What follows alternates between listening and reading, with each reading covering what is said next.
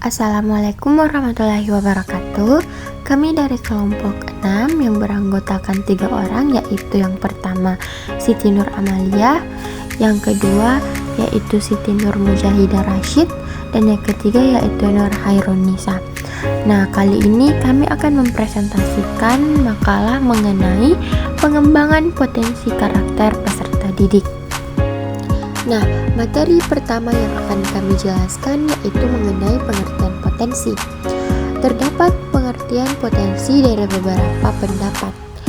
Yang pertama terdapat dalam rumusan yang ditulis dalam majalah Anda, yaitu potensi adalah kemampuan terpendam yang mempunyai kemungkinan untuk dapat dikembangkan, sesuatu yang menjadi aktual.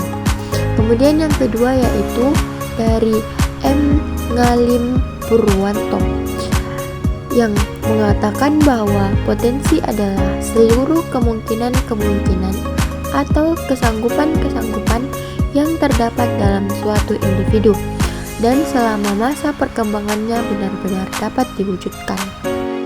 Materi yang kedua yaitu jenis-jenis potensi belajar yang ada dalam diri siswa. Yang pertama yaitu potensi jasmania.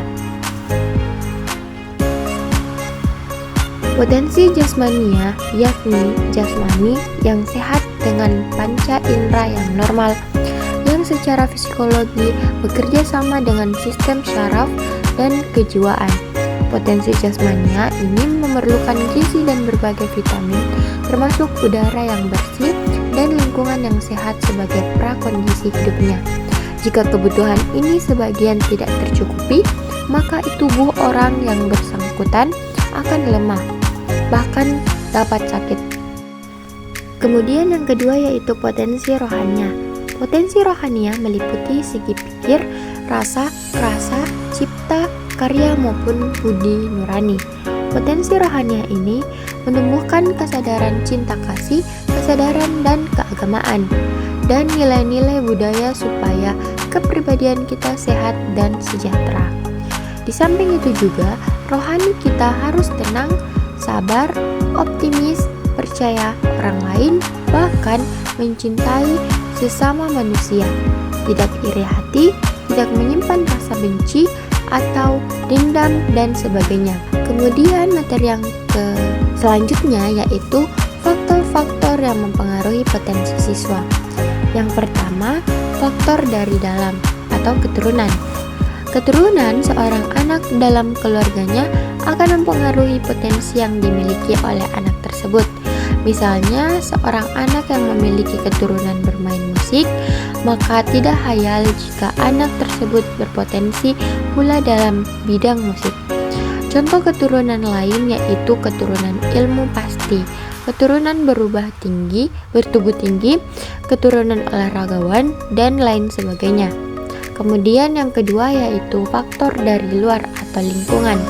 Faktor-faktor dari luar yang amat besar sekali pengaruhnya terhadap potensi siswa adalah faktor rumah tangga. Rumah tangga tempat anak dibesarkan, pendidikan dalam olahraga.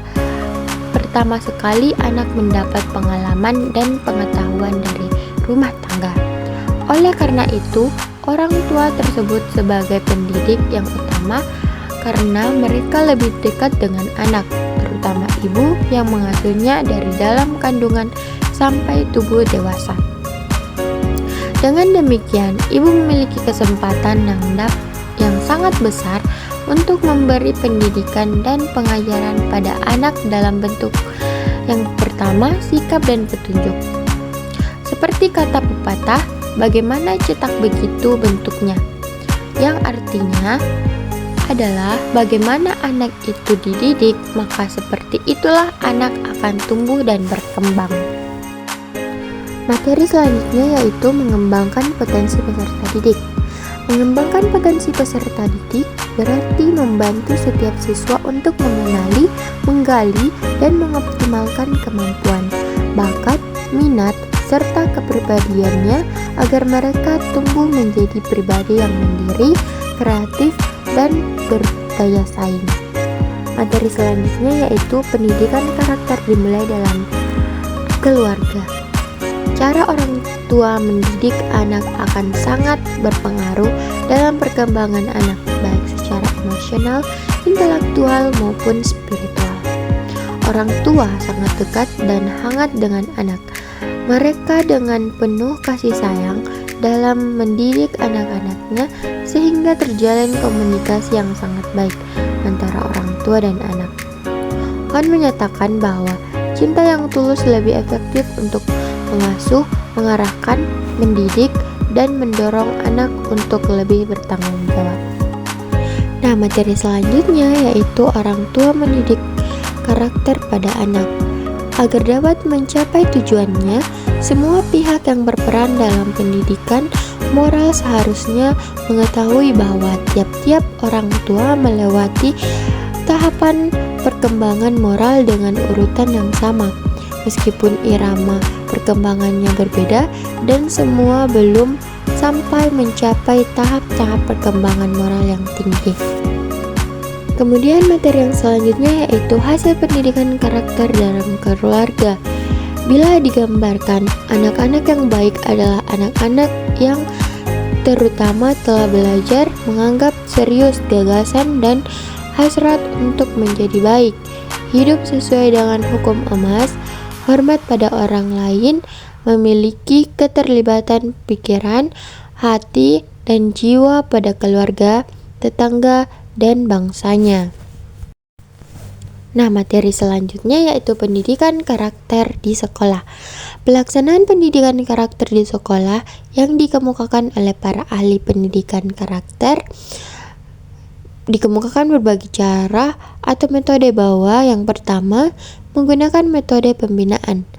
Socrates dalam Ratna Megawangi mengemukakan perlunya formula 4M dalam pendidikan karakter, yaitu mengetahui, mencintai, menginginkan, dan mengerjakan kebaikan secara simultan dan berkesinambungan.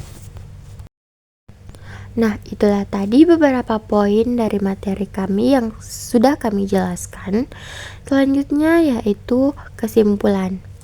Pendidikan karakter merupakan upaya yang dirancang dan dilaksanakan secara sistematis untuk membantu peserta didik memahami nilai-nilai perilaku manusia yang berhubungan dengan Tuhan Yang Maha Esa, diri sendiri, sesama manusia, lingkungan yang terwujud dalam pikiran, sikap, perasaan, perkataan, dan perbuatan berdasarkan norma-norma agama, hukum, tata krama, budaya, dan adat istiadat yang melibatkan aspek pengetahuan, perasaan, dan tindakan.